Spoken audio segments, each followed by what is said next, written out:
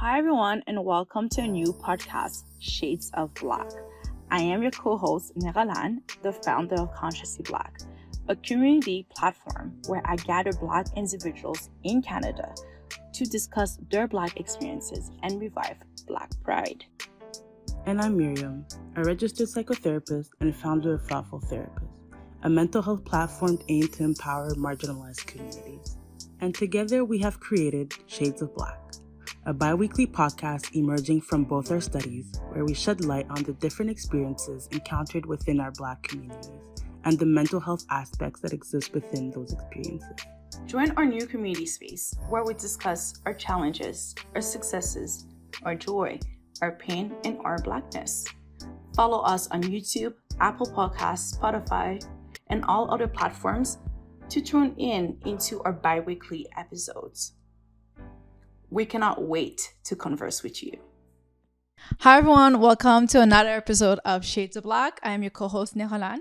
And I'm Miriam. And for today's season finale, we're sitting with two young creative innovators in the city of Ottawa, both coming from their own organization, 20 Today, 20 Tomorrow.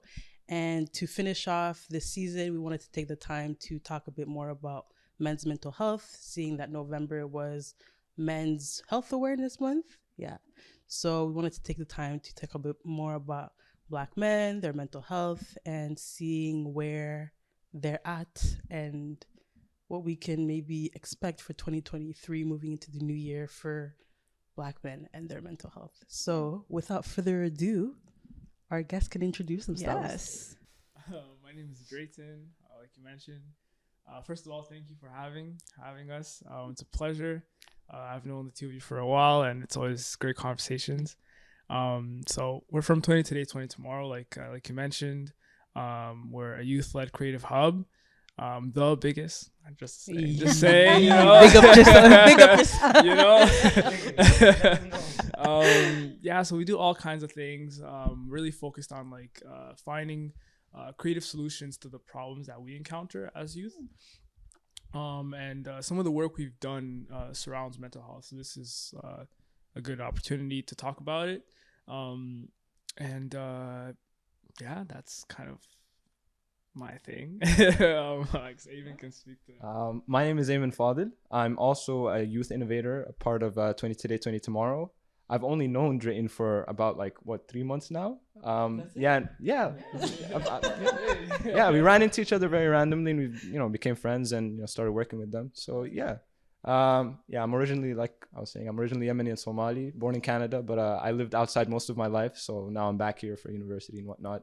I'm very excited to be doing this. Actually, on that, I forgot to say where I'm from. I'm from Rwanda originally. I also moved here, but I've also been living in Canada for a while. I did most of my primary school and secondary school and all that. And now we both go to University of Ottawa, so we've been in Canada for a while. But that's where I'm from. Do you mind telling us what 20 Today, 20 Tomorrow stand for and where does it come? Oh, like the name. The name, yeah. That's the interesting question. So it came from a concept I had in mind, that I wanted to portray something that's taking the strength out of tough times, because when you're presented with a problem, I like to think of it as an opportunity to, I guess, advance, an opportunity to better yourself, an opportunity to innovate. So I wanted something that kind of portrays that. So I wanted to take something that's a landmark for people. And obviously the year 2020 was something kind of horrible for a lot of people. Yeah. So I was if we can take that as a landmark, as a starting point, and being this is where we started. And as bad as it was, there's a lot of good things that came out of it. All the innovations we come up with, all of that. And that's why we add the today, tomorrow aspect of it. And then it came to life, and then it was really catchy, and then we just stuck with it. Yeah. Nice. And so you started in 2020, And then so far, so what are some of the creative activities that you've been able to kind of organize since its inception, before we get into the questions? So yeah, we've worked on two main initiatives, right? We have the mental health initiative called Heal Mind, which it's been really awesome to work on. Basically the whole concept is to introduce like a way to like revolutionize the way mental health is like approached and brought to for youth. So this is done in many different ways. We use like technology, like for example our Heal Mind sticker project that revolves around like making like the link and the quick access to mental health resources, and we do it through an NFC infused sticker. If you ever get to see this, it's really cool. You just kind of hover over your phone and something pops up and like magic. And then we also created this like network of mental health advocates through the Heal Mind thing as well, and we're working on more exciting stuff on the Heal Mind. And then there's the whole Inspire the Next, which was focused on like youth empowerment. And one of the first things we did, we started a podcast, and then that was going on for a few months. And then the year after, we made the show, the live show, this last summer. And that was really good. We had a great community. We were able to establish a good community. And we hope to do more with like the Inspire the Next this coming summer as well. So a lot of things coming. And then just this year, we actually started helping out like other organizations. So trying to get like not only develop our own ideas, but help other organizations, companies develop their ideas, which has been like a great experience, getting youth innovators together and try to find ideas. That's how I was able to work with Aymen. So it was overall, that's kind of what's been going on for so like over like 2 years you've really just grown a full organization. Like what is going on? From the ground up on his own. From the ground up. We have a solid team, and I love my people, great team, great minds. It's like I recall this, like our first contract we worked with just like a few weeks ago, and we were in the room and we had like the very first session we got together, and then I wasn't sure what to expect, because it was my first time meeting most of the people there. Exactly. Yeah. And then you just have these people come together, and then like we start sharing ideas, like, and then like things just start rolling. Like after that first session, it clicked for us. It clicked. We like all got to know each other, and it just it was like a very smooth process. Very fun, honestly. Very fun process. And we came up with stuff that was like mind blowing, and then we presented them to the clients, and they were really happy with it. And like, wow, what the heck, how does that work? And so it was all a very good experience, and we're working on the more contracts. So it's. Can't wait. What do you do exactly, Aymen? Well, so I'm a youth innovator. I'm a youth innovator, but I'm a part of like the team that kind of works on coming up with innovative ideas, helping organizations. This time around we were helping with outreach for a mental health service, right? Good to talk. Yeah, so we were helping with that, and it's just like very like it's a interesting process, honestly. All of us working together, sharing ideas, brainstorming, critical thinking, looking into like all sorts of data and stuff to like really help. So it's impressive. It's impressive. So the topic of today is mental health, but mental health. And there's often a taboo. We already know there's already a taboo when speaking about mental health. But we don't often talk about mental health. Because men doesn't tend to express how they're feeling. They even within their board, like the all men crew, they don't tend to like open up and stuff. So today we just kind of want to talk about that. Would you be able to tell us what affects the most mental health, but that's not often discussed and shared? I feel like for me personally, like this is something that, I might have, like I've experienced a little bit as well, but I feel like, so speaking from personal experience this year, for example, I've learned a lot, and I've grown quite a lot, but I've also, I've experienced like a lot of reality checks, and like there's a lot of hurdles that you have to overcome and obstacles, whatever. And so as a man, I feel like there's this very big pressure to like, you know, you always need to perform, you need to be on top of everything, you need to have your life together, you need to know what you're doing, you know, fully disciplined and consistent with things. And so, you know, there's just like pressure, I feel like a lot of pressure on men to like be succeeding at everything or just doing good, you know. And like if you're ever struggling or if you're ever dealing with something, it's like I feel like there's this big stigma. And I personally, like, I don't understand why, but I feel like there's this stigma where like you just keep it to yourself, don't tell anybody about it. If you're struggling, figure it out on your own.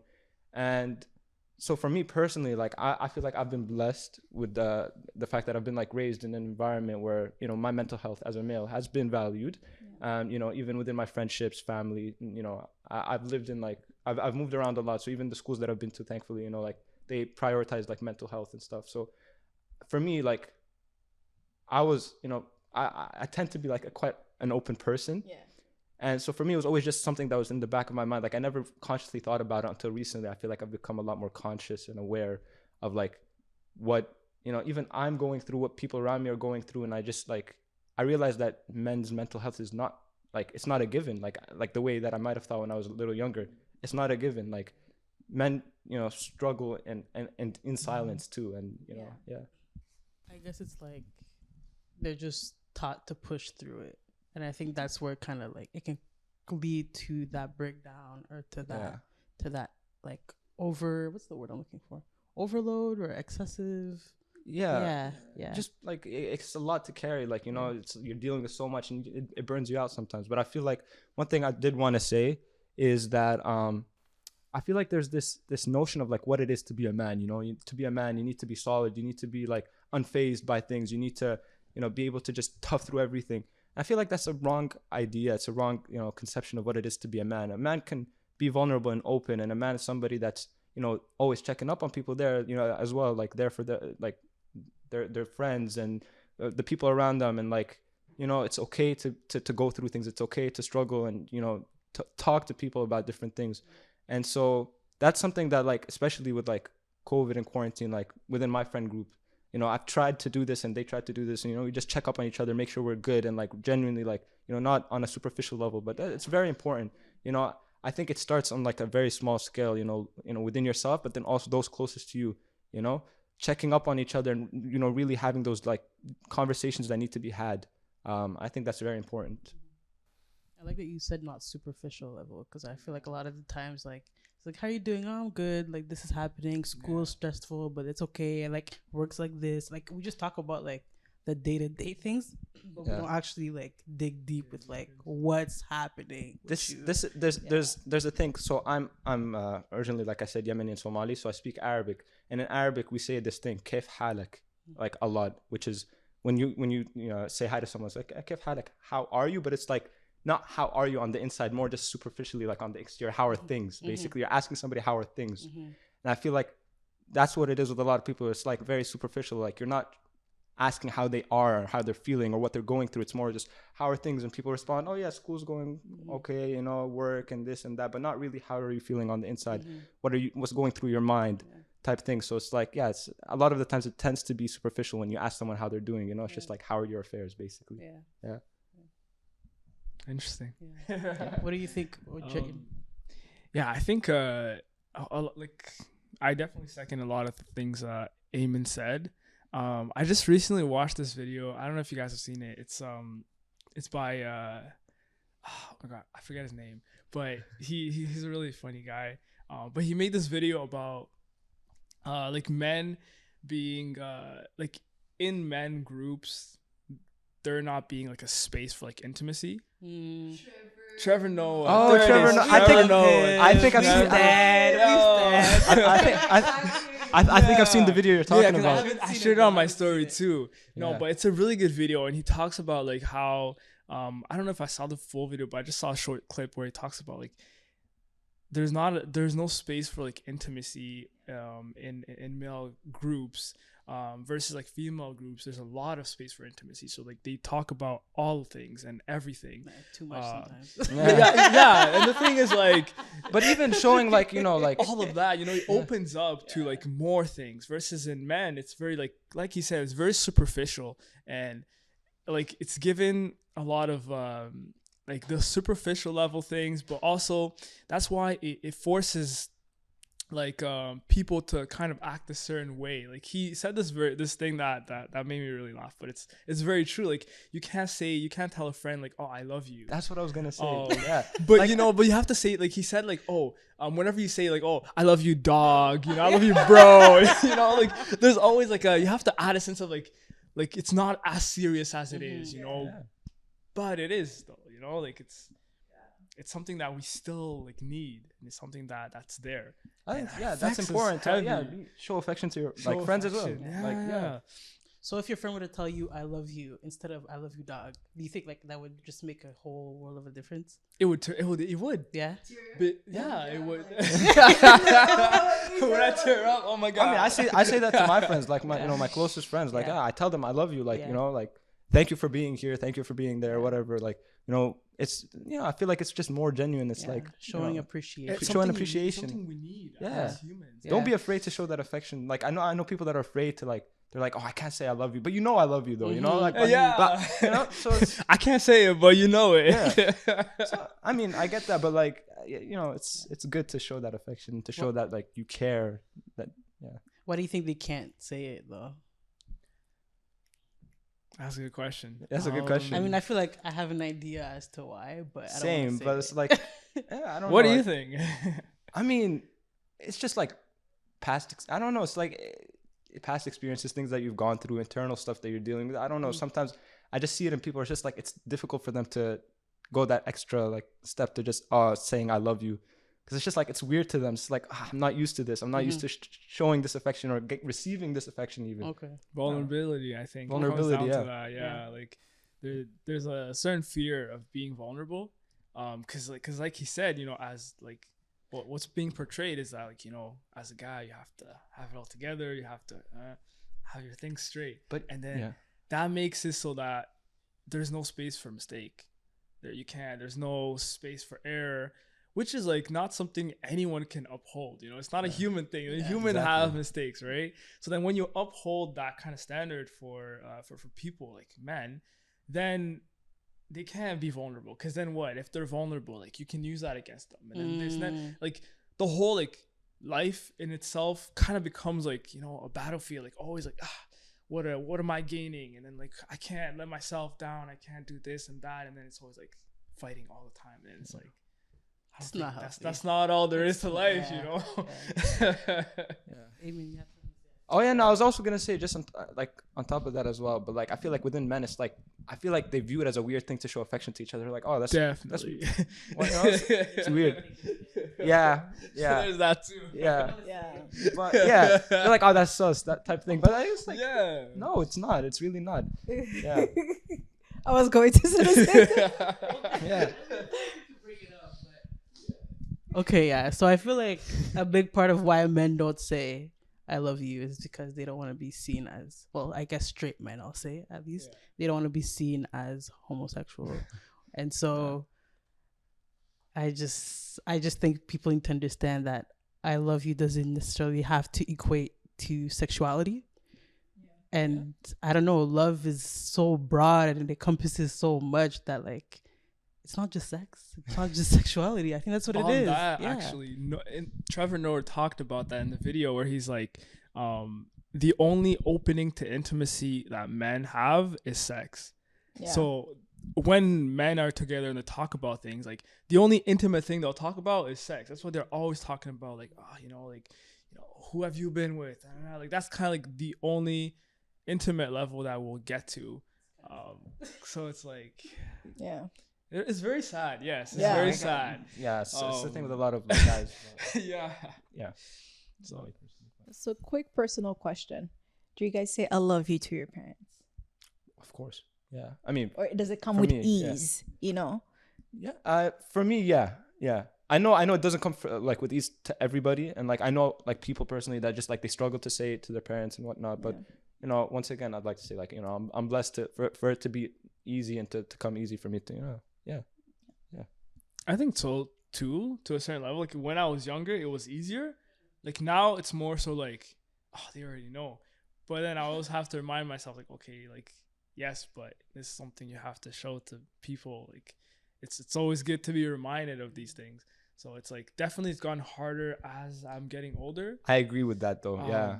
I don't know why either. That's what I was saying. Like, I'm not 100% sure why. Yeah. But I guess definitely. I guess the reason why I'm thinking about that is usually like it's an education that we have home that we just kind of apply with like our friends and stuff.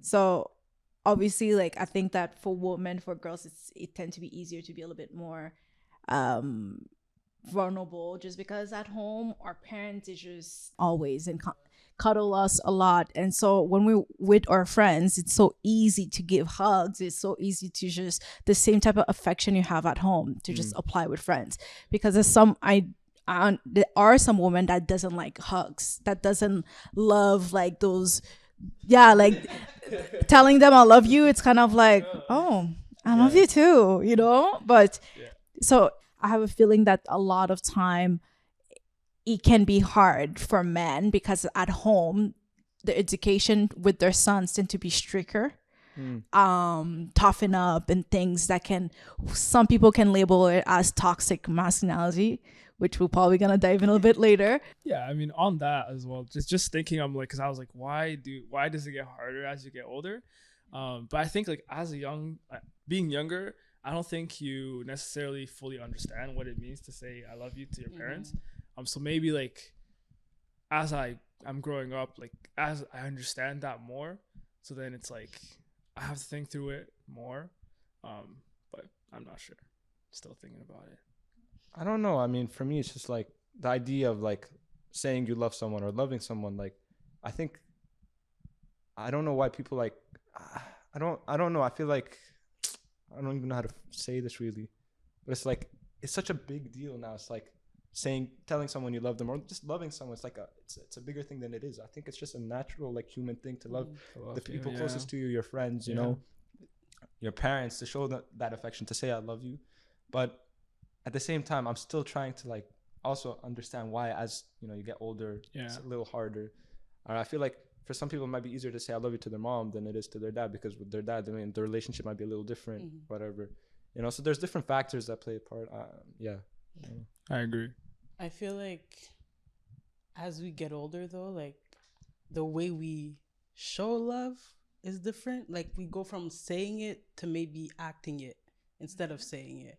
Especially like for us Black people, like we know we're very collective. We like to work with one another. So let's say somebody needs your help, right? So you'll show that you appreciate that person through action and things like that. So I don't know if the way we show love to people has just translated into action rather than words. So like, I don't know, I'm thinking of like love languages. So it probably went to like from, affirmations to, what's the other one? Acts of service, I think. Yeah, exactly. Yeah, exactly. I think I mean, I wouldn't say it's like everybody's like that, but for a lot of people, it probably has translated into, acts of service, doing things for people, I don't know, like showing affection in another way, maybe, that's not, verbal or whatever. Okay. But maybe. Yeah. I don't know. Because I feel like maybe people, like, I think everyone has always had like their own way of showing like love to other people. But I feel like there's always power in saying things. So I don't think anyone is like totally against people telling them they love them. Like I feel like everyone always like they want to hear that they're loved, they're appreciated. But for a lot of people, it's like something that's also just like unnatural. Like it's like out of the norm for them to hear like, oh, somebody said I love you. Like they get shocked by it or stunned by it. I feel like definitely like if you don't get it a lot too. I was gonna say. So that some people are like, whoa, like I'm not used to this. Yeah. So. But I feel like they still want it. You still want it, but when you hear it, you're like, like, what? It's very bizarre. What's going on? Yeah, exactly. It's like, me? What? And you kind of have to do a whole reflection. Like, I've never heard this word before, so what does it really mean? I don't know. Maybe it's deeper than we think. But okay. So how have you guys perceived mental health over, let's say, the year 2022 for men? Like, have you seen it progress? Have you seen it deteriorate? Have you seen more conversations about it? I mean, I think there's more conversations happening about it. Definitely. Look at us. Yeah, exactly. But I wanted to say something on that actually. Yeah, like personally, I've become a lot more conscious with it, but I've seen a lot more conversations happening. I've seen a lot, but the thing is, I feel like the conversations haven't really translated into I was action. gonna say, yeah. You know, it's like more people talking about it, but then me as a man seeing, oh, men's mental health, seeing all sorts of people post, seeing women post, like, oh, you can open up. But then I don't, like, am I really seeing more people actually open up? Do you see that? Yeah. Because it's like, you can say, oh, you can talk to me, but are you showing that you can talk to me? Mm-hmm. Are you showing that I can talk to you, for example? Like, you know, so yeah, there's more conversation, which is good. And I think a lot of people have benefited from it. But I think there's still quite a ways to go. And just with mental health in general, you know, like applying it in practice as opposed to just saying, oh, you can talk, open up. You know, it's like, what does that look like when you've never done it before? When you've never opened up before, telling me I can open up it's not easy. Yeah. Right. So for some people, it's a lot harder to do that. So it's like a skill that you kind of have to like learn to practice. Yeah. But yeah. I think it'll come with time too. Like that's true. Yeah. Yeah. It's like, it's great. The conversation is starting. But like you said, like it's about like creating the spaces necessary to do that. Yeah. Like not creating space like this, but like with your friends, with your friend group. So you know, check in with people and like actually check in with people. Like, how are you actually doing, and to have these conversations. And I think it's just this year that, you know, I've had a lot of conversations about this with my friends in general. Just this specific year. I don't know if it's because like everyone was coming back from, you know, the lockdown and all that, and I was starting to make friends and stuff. But I definitely like personally have had a lot more conversations about like mental health, what it means for people, you know, how do you interact with people, what does that, like, how does that affect you, like all these conversations that, you know, I guess they always make you feel like, oh man, then you go home, you reflect, and you're like, what is this about me? And then figure yourself out, I guess, in that sense. So it's definitely shifting. Yeah. I feel like see more, you know. Yeah, I feel like also like coming out of the pandemic and everything. That too, yeah. Me personally, like I'm a lot more appreciative of the things that I have, and I feel like a lot of people are also starting to, you know, they're more appreciative, they're more open. But I was gonna add on to something I was saying before, like for certain people, being open or, you know, sharing how you're feeling, you know, just mental health. A lot of these things are a bit more of a given. So it's like that the environment that they grew up in, it was like something that was normal, kind of, to open up, to share how you're feeling. But it's not the case for everybody. And so yes, the conversation's happening, but like I said, in practice, it's always harder to do it. Like you can say, oh, open up, but like, yeah, for certain people, you know, it's not something that they're used to. They're not used to it. So yeah, building that space amongst, you know, your friend groups, your friendships, and like really just genuinely checking up on people, genuinely like trying to see how people are feeling and, you know, things that they're going through, all of that, it helps. And having the conversations, like I've had a lot of conversations with Drayton and like, you know, our friends about these things, you know, when it comes to like friendships, like all sorts of different topics really. But it's interesting stuff, and it helps you reflect a lot as well about yourself and how you view things and how you react in certain situations or deal with things, how you cope. Yeah. So I know we talked a lot about like saying to our friends, I love you, and parents and stuff. But there's another part that I feel like we haven't touched, which is crying. Why do you think that men don't cry? I mean, they do, but you guys probably don't cry in front of your guy friend, or you guys don't cry in front of your girlfriends. Yeah, so that's an interesting thing, because for me personally, like I've heard this question a lot. Like I'm within my friend groups and like, you know, just with people that I'm around, you know, when's the last time you've cried? And a lot of guys immediately they're like, oh, like it's been years. And to me, that's like baffling, like a little bit, like, because it's like, I know I've cried. Like I can tell you the last time I cried probably was like 2 months ago. Maybe even sooner. Just really. Yeah, maybe even like, you know, closer than that. But it's like, it's a normal thing for like, you know, it happens in different contexts and different scenarios. It doesn't necessarily mean, oh, like, yeah, there's many different contexts where someone can cry in, and it's a natural human thing that it's very therapeutic, and it really helps you just let release, you know, like let things out. So, but yeah, I know a lot of people, and like actually most guys, when I ask them that question, they're like, oh yeah, it's been like years.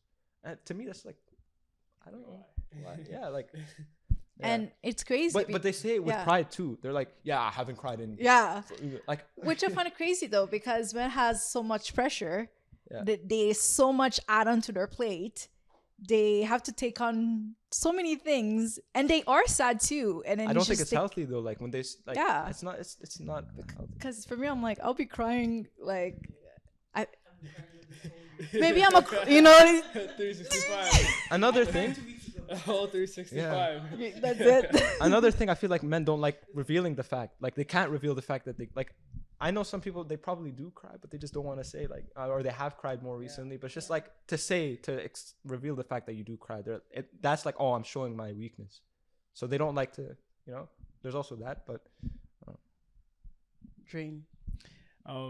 Yeah. So like, going back to like the analogy of like the whole battlefield thing, and I also I don't think that it necessarily like it applies to men a lot, but it can also apply to almost anyone.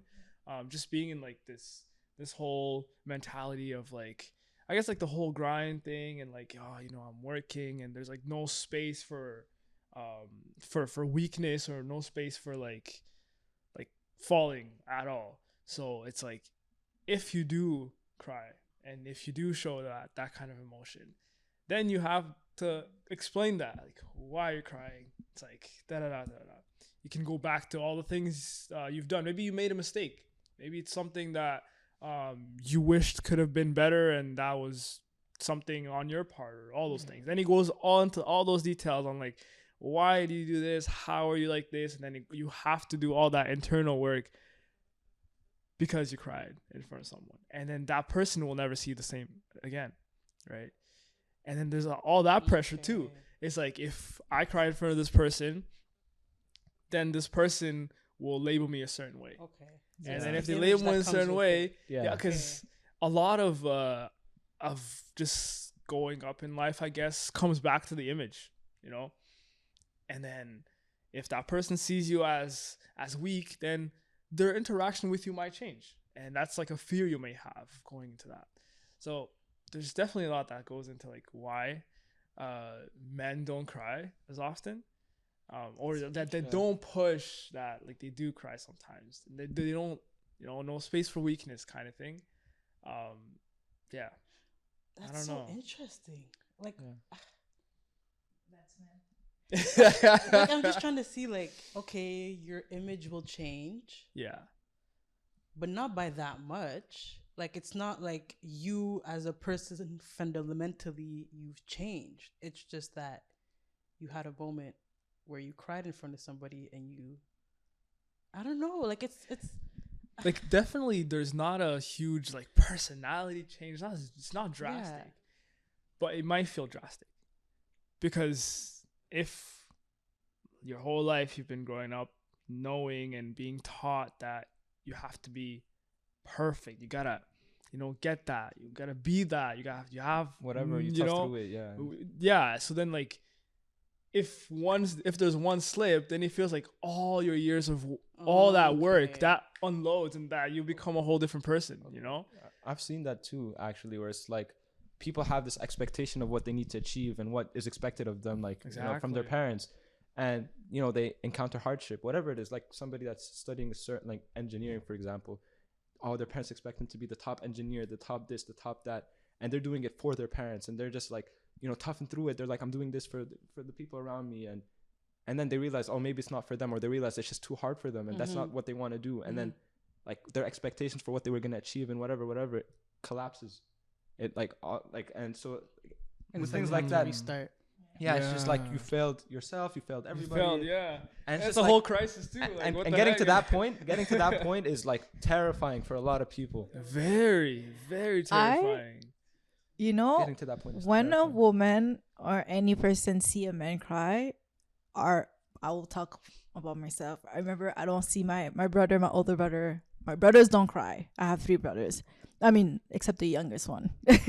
But I remember I saw my older brother cry. I don't forgot, he was talking. We were talking, you know, and he got emotional. Something that happened in the past hurt his feeling, and when he had to express about it, he cried. And my heart is just like, oh, who made you cry? No, but like I was so angry, it was like there's something. And if I see my friends too, if they start crying, I'll be like, who hurt you, But there's something about a man cries and being vulnerable that just, it's, in order for a man to cry, it has to be a lot. They've been taking on a lot of stuff, and to get to that point, it makes, I don't know, it's made my heart like, oh, like I want to help. But you said like two important things, right? So the first thing you said is like how like your brothers don't cry except for the little one. That's an image that's pushed, right? If you cry, like you're a baby kind of thing. Like it's the childish thing to cry, which then enforces like, oh, obviously you don't want to be seen as a kid. You don't want to be seen as that. And also like how people expect that, obviously because men usually don't cry, that if when they cry, it's like very, very serious. But then that means like, I can't cry until everything gets serious. So then I always have to like, oh, it's not serious yet. It's not serious yet. It's not serious yet. And until, also if you do cry and it's just like something that somebody wouldn't perceive as not that. Yeah, when it's people think warranted, it's minor. It's like, oh, they're perceiving me that like, they have a perception or whatever of me, but like, it's scary still. Yeah. I mean, to an extent. But something else that you said, even like us within our own friend groups with like our guy friends, when I see one of my guy friends crying, and they open up to me and that to me is like, I don't know, at times it's just like it's a spiritual experience. It's like going through that with them. It's a spiritual experience. Like when you see it, you're like you want to be there for them and you're like just there comforting them, and it's just like you don't see that often, but it's like something sparks within you. You're just like exactly what you said. You want to do all that you can to help them, especially when it's like people really close to you. And so I feel like it honestly, like it gets you, like it gets you closer, like it bonds you together even more when you go through that together. You share these things that are really like weighing on you, and I feel like that's important to have as well. It really, like, if I was to just like let it all out and like tell Drayton things and he used to tell me stuff, and I feel like that would just we'd be a lot closer. We'd know each other like more deeply. I think, and that's it's an important thing. I'm trying to think. A lot of things were said. Yeah, a lot of things were said. Does who? My brother, he does. But like, brother's complicated.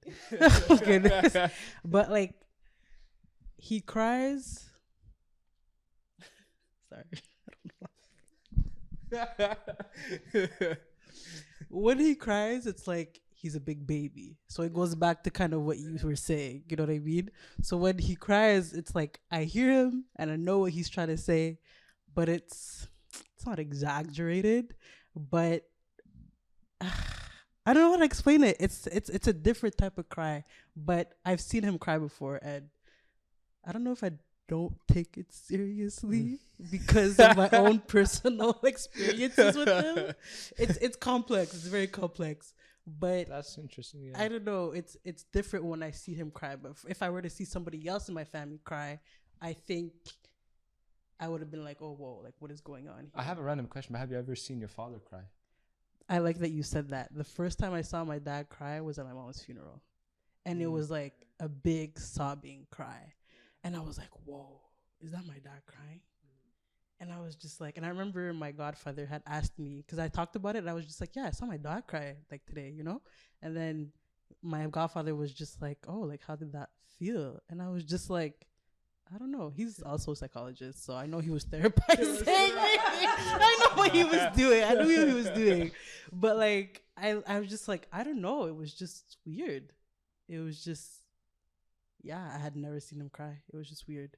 Weird because it's not something that you're used to seeing. No, right? And then I guess maybe it's just, I don't know, it was my mom, so I know they had their relationship. It wasn't the best, but they had their strong bond at some point. They had me, so, So, yeah. But I feel like also adding on to that, it's just like when it comes to like your father, there's like this image of like what it means to be like a father, somebody that's there, that's tougher, like strong, carries the family on his back, no weakness.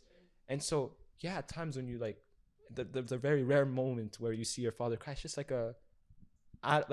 it's a shock still. Like it's kind of like like you said, it's a weird thing because we're not used to seeing that, So there's also that like stigma as well. Where it's like fathers don't cry. I'm trying to think off the top of my head. I don't Yeah, I remember seeing your dad cry. No, I mean, I'm almost certain there was a moment where like Yeah. I've seen it happen, but I like not like I can't recall. But it's not a free like at all, It's not not a frequent thing. frequent, Yeah, yeah, not a yeah. frequent thing, not at all. I've never seen my dad cry. Really? I've heard my dad. Apparently, his dad. It's a rumor. That funeral. My grandmother saw his mother funeral. Apparently, he cried. Yeah. But I wasn't there, so I can't. You didn't see it can't. yourself. You can't confirm. Yeah, but to add to Miriam's point when she mentioned about like she didn't take her brother seriously, and I kind of but you know what, I kind of like I get it, and it's not like I do feel like now there is like, you know, when you think about like those toxic relationships, sometimes they are some people that are manipulative and that actually cries and understand that they need to say, I'm sorry, I will never do this, and say the right thing in order just to have the person on their good side, but they don't really truly mean it. Yeah, it's all just talk and no action. Yes. Yeah. So All they talk, yeah. so I realized that some men are a little bit more vulnerable, but they use this to their advantage, because the core action of not that men never truly change, but those men, I have dated men, example, that they will be like extremely vulnerable, extremely sad, you know, like I would never do this again, like, you know, basically like I don't know what I would do without you, like, you know, those things just to make us like women, because I feel like they know what to do, know what to say, and then almost tears in their eyes, you know, all acting, and then we come back to their good side, and then they being who they actually, you know, they're being true to themselves, so that's it. So when you said this, I feel that Miriam probably said it because like it's based on men interaction that we've been having as women. Although we say men doesn't really cry, I feel like men doesn't cry. But on the other side, we do see men that cries, but they're just manipulative and stuff. So yeah. Thank you for explaining my point, because that's what it was. That's why I said I don't take it seriously, because I'm just like, I know where this comes from, and maybe sometimes it's guilt too that comes up. Yeah. So, yeah. Anyways. It's a real thing though, and it's like that leads into like the conversation that we were gonna have about like toxic masculinity as well. But this idea of toxic masculinity, I know a lot of people with like differing opinions. A lot of people are like, oh, it's just like, you know, the characteristics of like what it is to be a man. But I feel like these things are very conflated. I think toxicity is a very real thing, whether it's man or woman. They just manifest differently, but they're very real things. And I feel like for some reason, like now I'm seeing it's like it's more rampant now, like this like toxic behavior within people, and it can be very subtle at times and just builds up over time. And it's a thing that like a lot of people also don't realize that they're exhibiting these behaviors. And I think we all need to be like more aware, and we need to like really just reflect a little bit about the way that we act and the way that we respond and the way that we deal with different situations. And like a lot of the times people do it out of like, it's just like petty behavior. People just say things or do things to hurt people as a like they feel like it'll make them feel better, like they've got the upper hand, like they won. But it's never really like the outcome is never really in your favor. It's like never really fulfilling. Like you're just hurting somebody else, and that like in the long term that also like affects you, you know. So it's definitely like a real thing. But yeah. What do you guys define as toxic, just in general? Yeah. Oh, that's a good question. Yeah.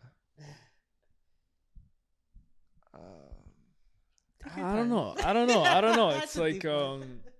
because it's definitely something that's been going around a lot, and I'm like, I never really sat to think about like what it means and what it is. Yeah, like different characteristics, like manipulative, deceptive, lying, saying things that are hurtful, snarky remarks, or like undermining somebody, like all these like negative characteristics that you can see in somebody. But then when it comes to toxic masculinity, what it's associated with is usually like male dominance and like, you know, like like it's like, you know, physicality, and like, you know, obviously it comes with like abuse and like all these different like, you know, like male dominated like characteristics, I guess, that you see. also things like just bottling everything up and then letting loose, basically, like just lashing out. Like these are all things that like are associated with toxic masculinity, and that is very real. That like all of that is very real. I think like toxicity in general is very real, whether it comes from man, woman, and it's like, yeah. And I think that I've noticed as well is, I don't know why, but it's like, I like there's specific type. I don't know how to like really put this, but for example, people that have been in like a toxic relationship, for example, they've been in a toxic relationship, they really struggled with it, whatever. I feel like a lot of the times they end up going back to like another person that, you know, that happens a lot, where they go back to another toxic person and you just question like why. Yeah, and it's like, yeah, it's, they can't escape it really. I feel like certain people just cannot escape that toxicity, and I don't know. It's another thing that you can. Onto that, actually, I think it comes back to like it comes down to control. I think just like all toxic behaviors all come down to control, and I think we all want control. Like when things are out of control, things are just like we don't like that. So anything really that allows us to grasp control is like, if you lean toward that, then that's like, that becomes toxic, I think. And it goes back to like my battlefield analogy that I'm heavily against, because I, you know, it's not all about the fight, but but yeah, like if you're in that kind of situation and you're like, you feel like you're losing control, you feel like, you know, things are not going your way, then you'll tend to kind of take everything you can to take back the control.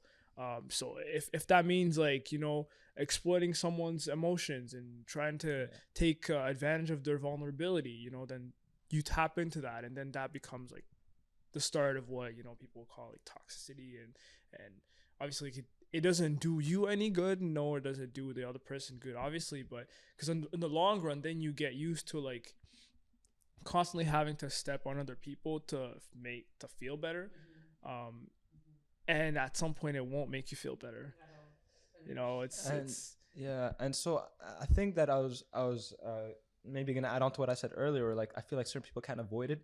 I feel like when you're used to that for so long, exactly, when you're experiencing like when you're in a genuine relationship where the person is genuinely caring, I see this in a lot of people. They're like this is weird to me. Like me, I don't deserve this. Like this guy's too nice, or this girl's too nice. Like because they're not used to that, and that to me is like really sad. It's like it is sad. You feel like you deserve less because of what you've experienced. You know, this is not in line with what I've experienced my whole life. Yeah. I'm just like, wow. Yeah.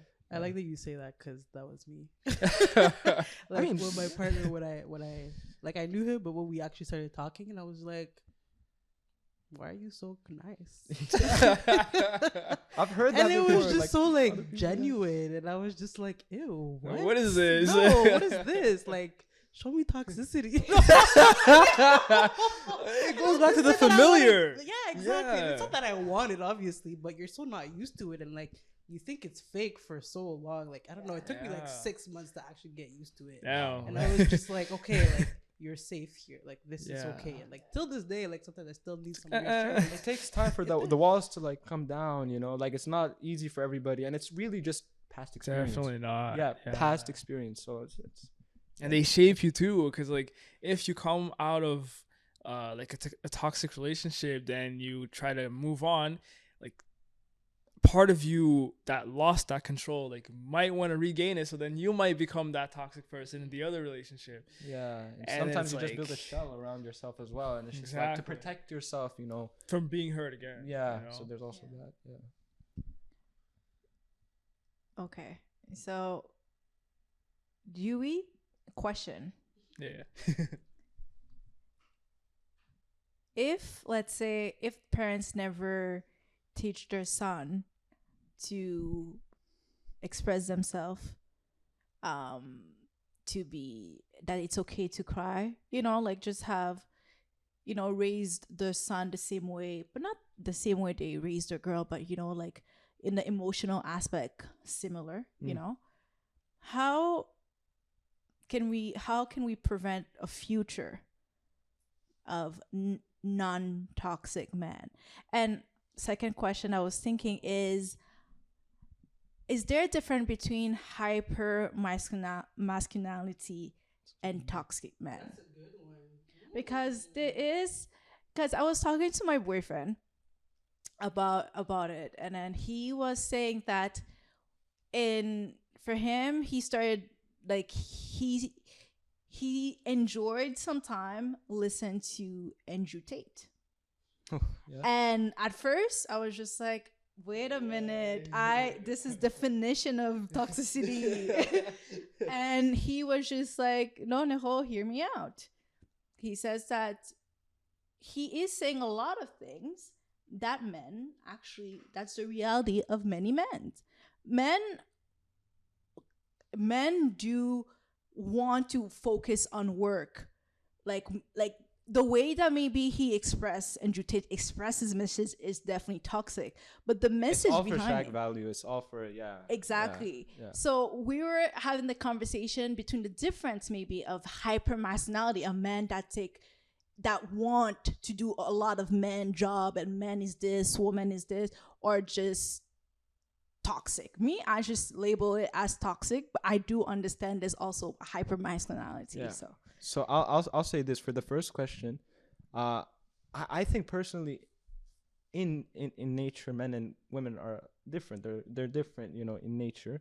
And so I think raising your son, maybe from the emotional side, the way you would raise I wouldn't say extent of like the same. Yeah. I think teaching your son that it's okay to open up, it's okay to let it out, to be vulnerable, but it's not like I wouldn't say to the same extent still, like it's still, but it's still important to be able to feel like you can let it out if you ever have to go to someone to talk to. And so instilling that in your kid is very important. I feel like it's super wrong to just, oh, you have to be tough, you have to be a rock, you need to tough through life, because you can still push through and tough through life, but still be vulnerable and, let things out every once in a while. Like, that's, nobody's saying that you can't do both. Yeah. I mean, so there's that, but then also hypermasculinity versus toxic masculinity.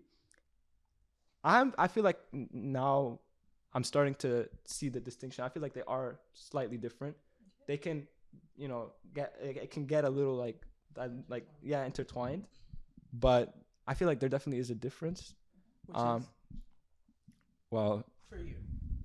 So yeah, okay.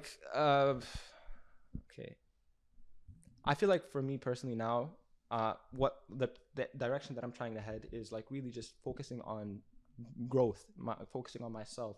How can I reach the next level?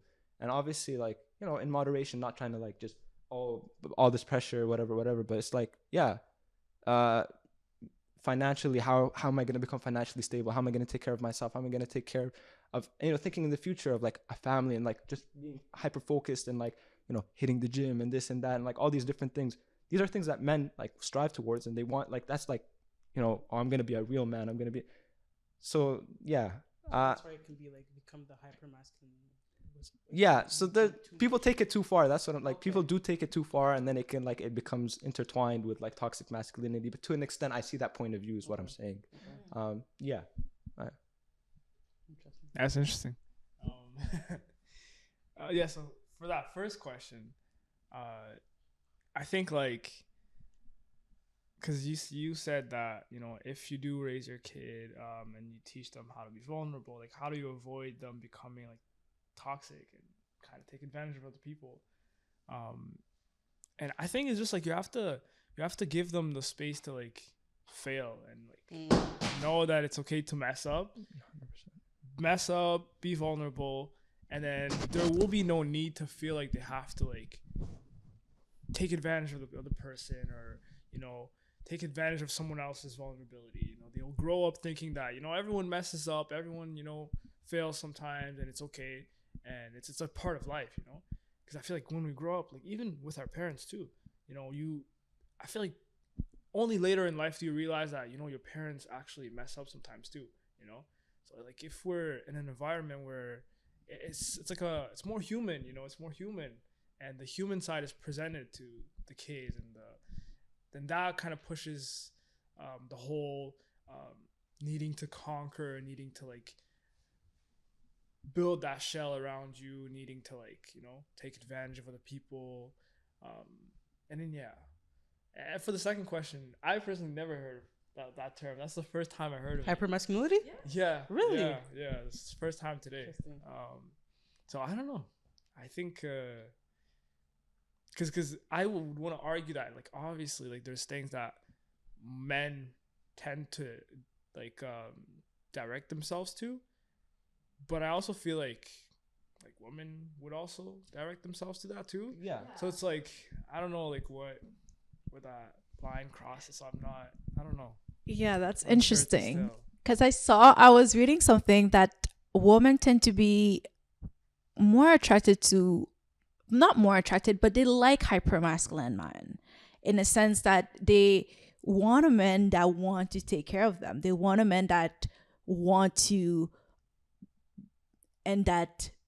be accomplished, right? So they work hard to provide not only for them but for the wife, for the kids and stuff. So there's a part of us, we want that, right? I think that where I feel that a woman would tend to label it, or other people will label it as toxic masculinity, is when the men, they understand where they power control, and now they telling the woman now that they reduce the woman to nothing or below them. So there should be like, although you're hyper masculinity and you achieve so many things, you should understand that a woman also can share the same space as you, can also add certain opinion to certain conversation. Of course, yeah. And this is where I think there's toxic masculinity sometimes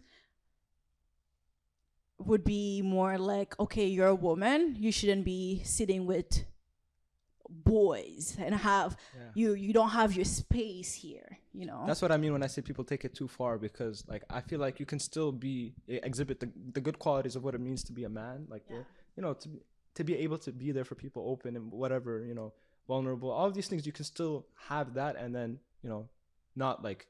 So I saw this post once saying that, what did it say? It was like, toxic masculinity doesn't exist because real masculinity is not toxic. What do you guys think about that? I agree. Real masculinity is not toxic. I think that's why these things get conflated. But yeah, it's like what it means to be a real man versus toxic. I feel like like you said, like they're not the same. I remembered what I was gonna say actually before, which was two things. A view that a lot of I've been hearing a lot, where it's like, oh, society nowadays is trying to strip the man out of like people. It's like they don't want, like, they're trying to get rid of their manliness. And then another thing is also, I feel like when you compare, like, I don't know, like this idea of like traditional, like just traditional household, traditional families, right? I was raised in a traditional household, traditional family, where it's like, my father is the one that went out and worked and like provided and did that, and my mom was there taking care of us and raising us, and she also did her own things too. She's a writer, and she's a accomplished writer and all of that. So I personally believe, like, I'm all for like there being that equality 100% in terms of like women pursuing and going for what they want to go for. But personally for me, I feel like in a relationship, I'd want to be the one that, like, I think long term, like, is working and provides for the family. I feel like there's like, to a certain extent, like dynamic and roles, I believe in that a little bit, but maybe that's because of like, that's what I experienced and that's what I went through and it worked, but if I'm all for like my future wife, working 100, like, like pursuing her ambitions and going full force. And I believe that should be, everybody should like go towards these things, like, of course. I don't know. Yeah. So it's like the men still leads while I don't know if this is the correct term actually. It's like the man leads and the woman is still really able to pursue her own things at the same time. Yeah. I thought about it because, like, I feel like this is like more of like a traditional, once again, cultural like view that I've had. But I was thinking about like my mom is the one that was like there taking care of us and raising us, and I feel like she was the one that was with us at home while my dad was working. I feel like if it were to be the case where like both of my parents were, full, like just focused 100% on their work, and like they were just busy doing that, and like maybe not taking care of us, I feel like that things would have been a little different. And I feel like that's still important, where there's like, to a certain extent, I'd say these roles that, the father and the mother has, those, so that traditional, those traditional ideals, I still like do, believe in them to a certain extent. I agree. I believe in them to a certain extent. Because I could see me being in a single mother household type of thing, and how that went through. And like, I think it would have been a lot more different if the father was involved, and if he would have been, I don't know, maybe leading, I guess, the household, things like that. Then things would have been a lot more different. It makes things easier as well. I think like when you have that dynamic as well. I think it's important. It's like one supports the other rather than one overpowering the other. Exactly. They complement each other. That's what that's how it's supposed to be, at least. Drayton. Yeah, like me too. I grew up in a very like traditional home, whereas like mom and dad, they were like supporting each other. So like going into like, I guess, my life and finding a partner, like that's kind of like the idea I have in mind as well. But I'm also very like open to the fact that not everyone was raised like that, and that everyone comes from a different background, because some people, they are raised by single parents, right? And there's a way that they see how it works, and so many different ways that people are growing up now, and it's just like, I think it's a cool thing to see that people are like being raised differently, and it opens possibilities for so many other things and so many other ways to like, I guess, grow as a generation and people in general, because then it's like, okay, if this has worked and this has worked, what's the best thing that can work, kind of thing. So it's like, then it forces you to like rethink all the different things, and then I guess you always have to try your best at the end of the day, right? I wanted to bring up something. This is like a bit unrelated, but it's a very important thing to talk about as well. The idea of like back home versus here, and like the perception of mental health, and that's a very important thing, because I remember a lot of our parents say these things where it's like, back home depression doesn't exist, like that's not a real thing. Like we all tough through it back home. It's like, you were depressed, then you tough to it. That's all it is. Like, oh, I might have had ADHD, I might have had all of these different things that were that might have been obstacles or hurdles to me. I didn't, like, nobody said anything, nobody did anything, we toughed through it, because these things, they're not like spoken about, they're not like a real thing there. But then I heard this conversation, and this is an interesting one, where it's just like, people genuinely believe that, like, or say that, like, in I guess back home, like, depression doesn't exist. But the thing is how do I say this? It's a white people problem. No. Let's not go there. No. Not what I'm trying to say. What I'm trying to say is, like, from a very young age, let's say you're living in a poorer country, from like birth, essentially, like, you're there just trying to like live your day to day. You're just trying to figure out where you're gonna get the next meal to eat, where you're gonna get like money from, how are you gonna provide for your siblings, for your parents, how are you gonna do all of these different things. And for somebody that's just knows that, I feel like their mental like tolerance or endurance is like higher, because like I lived in due to my father's work, I lived in like relatively poor countries going through conflict. So I lived in Sudan, Palestine, this, and like I lived back home in Yemen as well. And in Sudan, you see all these kids just going about their lives day to day, and you can tell they're like in really rough conditions, but they're just like, you don't see that like struggle in their face. Like, you see them like actively, like they're gonna be there, like, oh, like trying to clean your car, they're gonna be there doing this and that, like finding means to to get the next meal, to provide, to make money. And so for them, I feel like it would be interesting if somebody asked them, like, genuinely sat down, like I actually did I did I did a project on what's it called, impoverished children, youth, and those contexts in those types of countries, so in Sudan. But yeah, like talking to them, like just understanding, like figuring out their mental health and how it's very different. It's very different, because I feel like here in the West, Canada, like the rates of depression, anxiety, and all of these things have like as of late skyrocketed. Yeah. There's a lot of different factors as well. Of course, it's like social media and like perception and how people view us and how all these different things. But these are not things that people in poorer countries think about. No. They're just thinking about the essentials. Yeah. So they don't like all the other things don't bother them. They don't think about all the other things. Yeah. It's like if like you focus on your survival, then you don't have time to be depressed. Yeah, I don't know. Yeah. It's like I don't know if you guys have seen that like that pyramid thing that I think it's Maslow's hierarchy of needs. Shout out to Maslow. Psychology 101. Yes. Yeah, but like it goes back to like those needs. I feel like going into like in this Western society, in this more advanced civilization kind of thing, like we're at that level.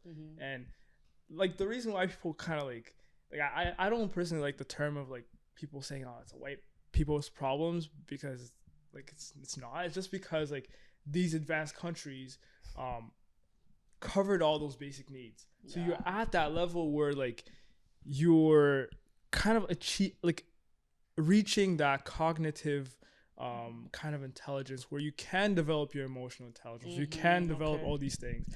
You know, like you don't have to worry about where you're gonna eat. You don't have to worry about all of this. Like you have all of that already. So then you're kind of like moving on to the next step. And I don't think it's like it's necessarily a bad thing. And I don't think it's something that we should try to necessarily like distinguish in the sense like, you know, poor countries, they don't have mental health. And then like we have mental health. It's more like it's different stages, right? Like I feel like when those countries become more developed, when those people don't have to think about, you know, all these different factors in their life, like they will reach a point where they have to think about their personal mental health and all these things.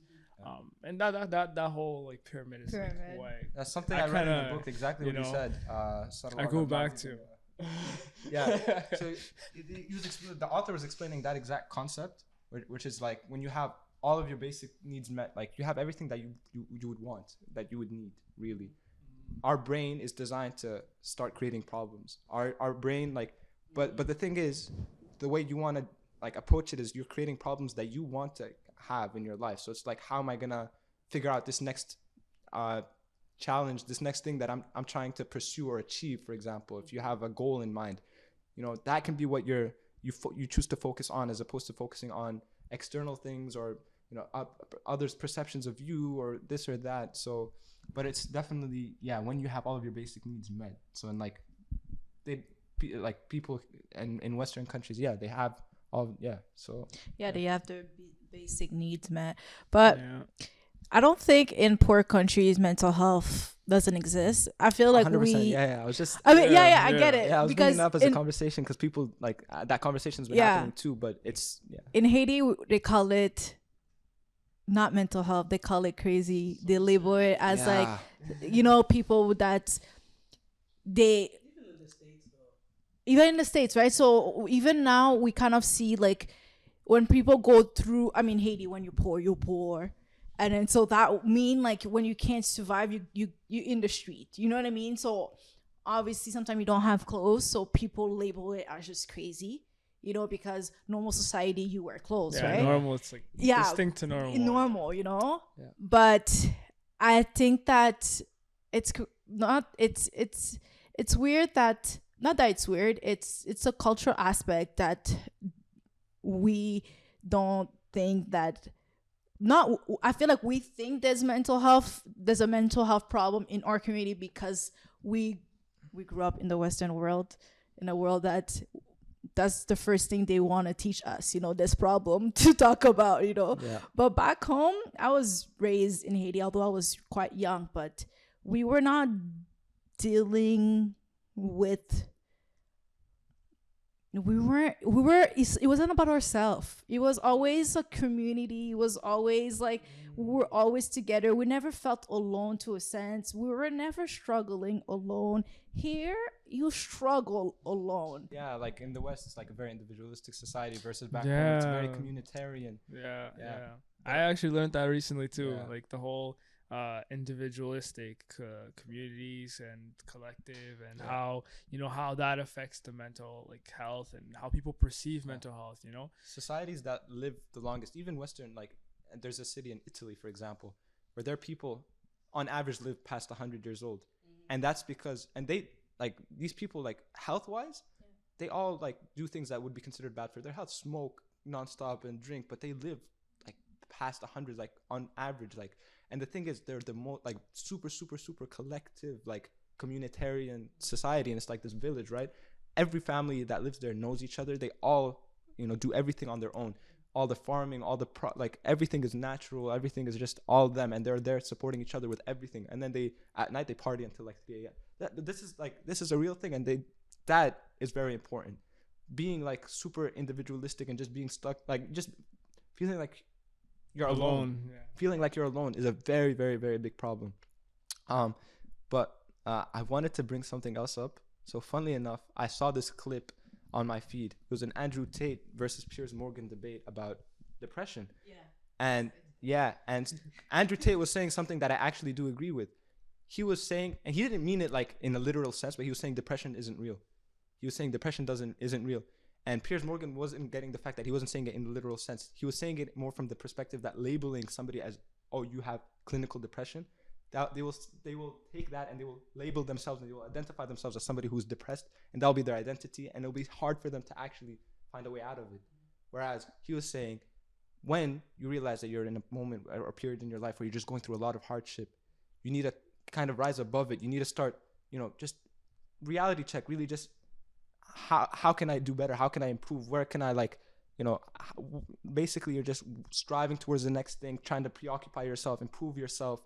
And it's a gradual process and it's not easy, but don't just succumb to it. Don't become complacent. Don't just, oh, I'm depressed, I have the clinical depression, and then you let that become your identity.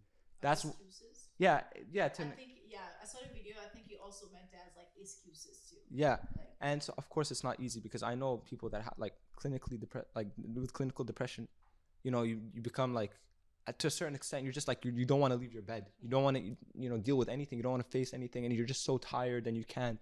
You're like, you've had enough.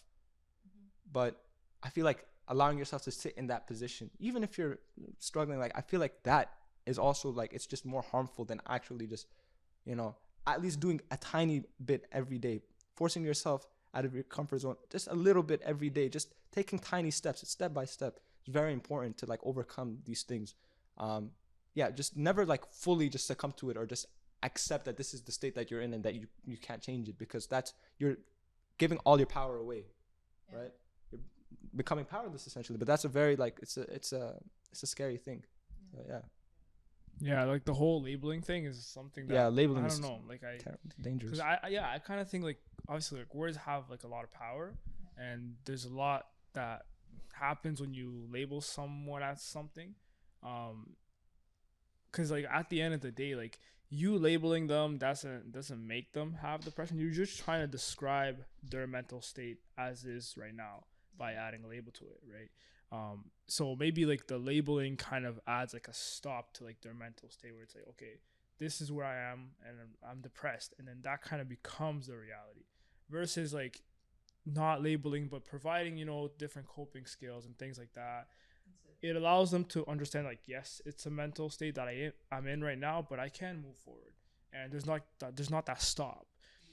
But then again, labeling is like, okay, if you label someone, then you know exactly what kinds of treatments and all that. So like, it's a whole conversation. It's complicated, but I don't know. I have an opinion or a view that might be deemed controversial, but I feel like a lot of these things are pushed onto us, like not to our benefit, but to the benefit of like mental health services and like pharmaceuticals, pharmaceutical companies. And so it's like, I feel like in societies like this, they to a certain extent want us to deal with the things that we're going through. They want us to become depressed. I feel like this is a thing, like they want us to just consume more media and more content. They want us to just, you know, alter the way that we think, and all of these different things that have an impact on us. And it's just like, even when it comes to the advice that's given, how to cope, or, you know, they label you, they give you the medicine, they give you what you need, and they're like, that's it. Like come back for more when you need it. Yeah, I was going to say. I feel like it's not practical like ways on how to actually get out of the state that you're in. Like what can you do like day by day to actually like work on yourself, to like physically work on yourself, like, you know, like for somebody it can be things, you know, practical things. For somebody it can be just going to the gym, like that can like bring you that release, as opposed to just coping in other ways. And it can make you like, just like I was saying, physical health leads to mental health as well. But you know, I do understand it is controversial. So just to put it public, But on the other side, you know, Canada, you with the Western world, they want to say they don't have the time, and because they don't have the time, a pill medication is the quick, easy quick fix. answer. Yeah, They love it's a fast-paced environment. Everyone is like, I need to get rich tomorrow. It's constantly go, go, go, go, go, and just being sad. Let's say if I'm like, I don't feel like going up a bed. You go see a doctor, you're like, okay, I spent 2 days in my bed. Oh, depression. It's because they don't understand sometimes your body need a bit of rest, right? Like, of course. And back home, when we think about back home, we rest a lot. And although there's the work aspect, like our father works and mother's at home, mothers tend to rest a little bit more. There's also helpers. There's more of, you can take care of your body, your mental health easier. And men, when they get home, they don't work on weekends. It's a typical hours of Monday to Friday. They don't work overnight or night shift. So it's a different type of society that there's not this pressure of fast pace. Yeah. But in Canada or a pill, they do believe a pill fix everything. Not only they send the kid into the world and to tell them get rich tomorrow, and or if you don't, because the moment I graduate school, I start having OSA bill. I can't afford like, to travel because I understand that if I don't, my credit card, I don't have a future. I am rushed. Paying back your debts, paying back this, paying back that. I am rushed. And whole fighting thing. And you have to. We need credit in order to be anything in this. To get the house, to get the to get the car, everything. A lot of these things are forced on us. I feel like that's the thing.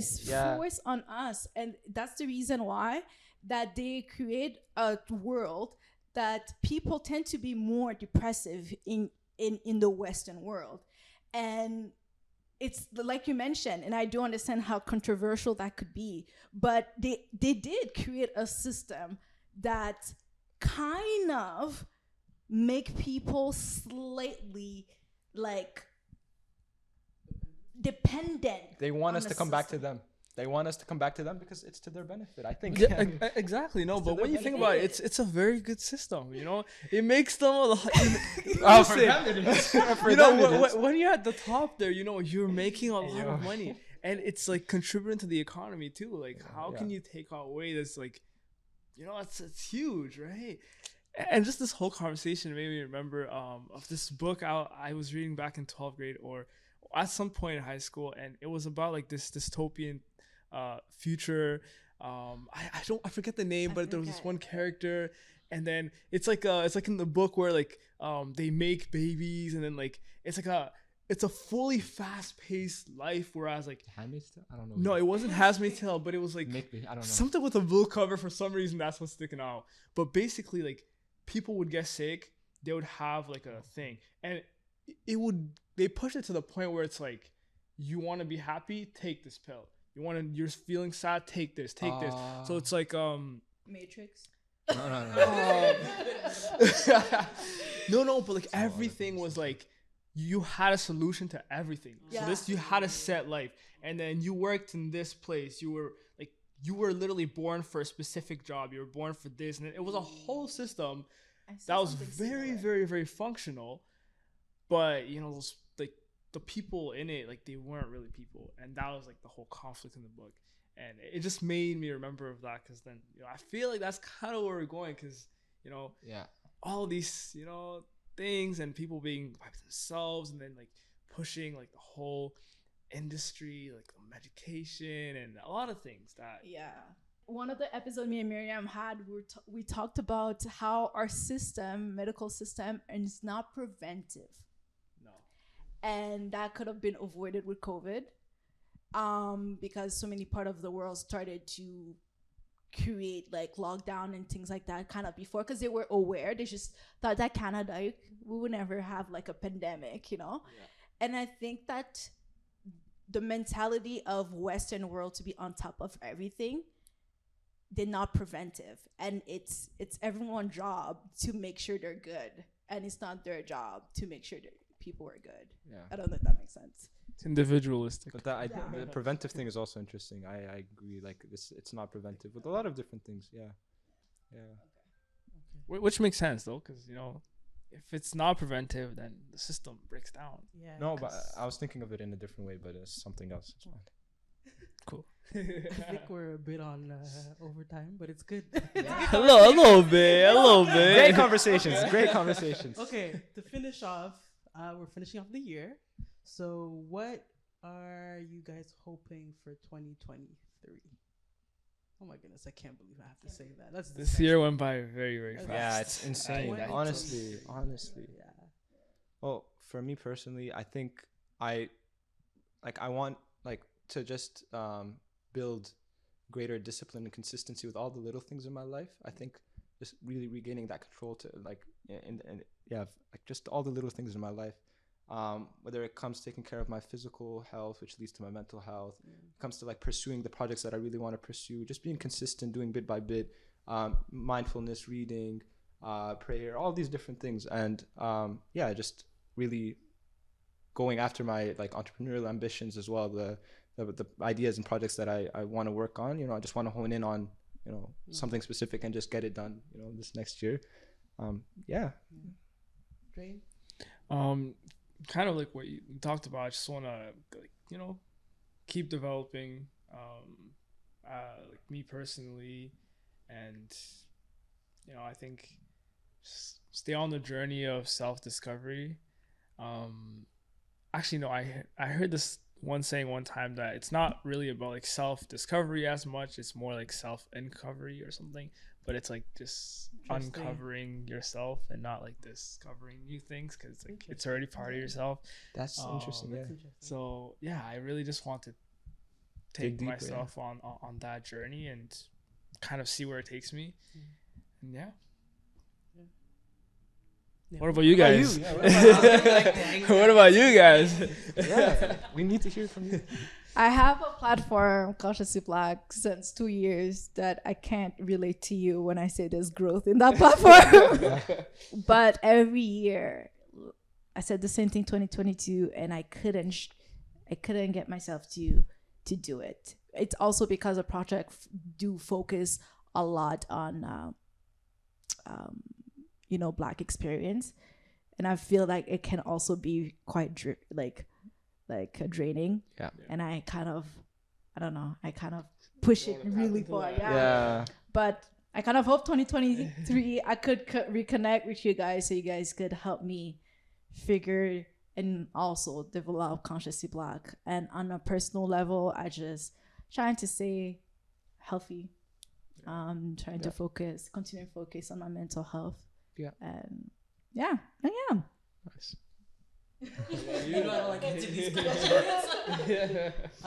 For myself, thoughtful therapist as well. I'll say that. I've been working on developing the plan, so that's been fun. And if it actually becomes fruitful, which I hope it will, come on, it will, 100%. I can see it going pretty far. Period. But I know it'll take some time. So seeing where that can lead me, how I can develop myself personally through that platform. And so personally, I feel like I just need to get back to myself. I feel like this year, but this year, I don't know, I got hit like a brick. It really hit me like a brick. And I feel like I had to kind of uncover, I guess, myself. I had to remove a lot of different layers of a lot of the conditioning and a lot of what people were expecting from me. And so I'm at a space now where I'm just okay, what does Miriam want? Actually, what do you want? And just go for it. Who cares what other people are going to say? Because I'm always in my head overthinking about other people. So I'm just trying to get back to myself and go through that. So we're going to do the closing statement. But since it's mental health, we forgot to ask you guys how you guys were doing, which is like the number one question. But I'll still ask you guys how you guys, after this interview, after talking about mental health, how do you guys feel? How are you? Yeah, I mean, personally, I'm doing pretty good. No service level. Let's go deep into that, you know. Yeah, no, I'm doing really good. Just lately too, I've been taking everything because obviously I'm a very ambitious person. So like at the beginning of the year, I was very caught up in like that ambition and what it looked like. But recently I've like allowed myself to kind of like lay back and kind of see it like in a third view, in a sense. It's hard, eh? Yeah. It is very hard. It is very hard, and like the idea of detaching yourself from it for a little bit has actually allowed me to see a lot of different things and a lot of different angles and a lot of ways for growth. And like even this whole like innovator thing that we're doing, like that wasn't something that I initially thought of. But just taking that step back and trying to see that from a different angle and like kind of being appreciative of the work we've done and like kind of how we can move on, all that has allowed me to, you know, make the necessary steps to do so, which I'm very happy about. You know, I'm very good. Very good, to put it at least. Yeah, I mean, me too. I'd say I'm doing pretty good. I'm actually like I'm doing pretty good, and I'm honestly like, for me, what keeps me going is like this excitement of like, you know, trying to like I'm trying to grow and improve and learn more and push myself, and I try to keep myself in that like positive headspace of like, you know, there's always more to get out of life, there's more that I can achieve, there's more that I can do. But for me, it's really like I tried to like go a little bit easier on myself, you know, to like kind of understand that there's a lot for me to learn, there's a lot for me to grow from, and that everybody makes mistakes and everybody goes through hardships and hurdles and stuff. And so I don't let the things that happen to me really stick. Like I don't like, you know, I feel what I'm going through and then just let it go. And so for the most part, I'd say I'm honestly like I'm doing pretty good. And I try to keep, and I've always been this way, but I try to keep positive. Even though like, you know, there's, you know, moments of hardship that people go through, but that's okay. Like people experience that. Don't let it define you. You know, you go through something, you know, you have something bad happen to you in your day. Don't let that, you know, like define, you know, your moment. So yeah, I'd say I'm pretty good as well. And yeah. We might be stressed in the next few weeks though with exams, but 100%. you know, as of the moment, we're chilling. Yeah. Yeah. All right, so I guess that's it for our season finale. Woo. That was what a year! What a year! Yeah, but thank you guys for being a part of this last episode. Thank you for having me. Good insights. I really hope the men who listen to this podcast get to, I don't know, hone in on their feelings, emotions, see where they can maybe make more space for themselves and be able to share that with their other male counterparts. Self-recovery. Yes, self-recovery. That's the word for the session. Self-recovery. Yeah, self-recovery. Yeah. I don't know. What else do you want to say, Neil? You can follow us. Oh, right. So please you can follow them. us. Follow them. 100%. You can follow me at the thoughtful therapist _ on Instagram. And for me, it's always _ consciously black. And for the guests, You can follow us at 20t20t _org. And yeah. That's it. I mean, That's I it. don't need to plug myself. thank you again, and see you guys next season. Woo. Thank you very much. Please follow.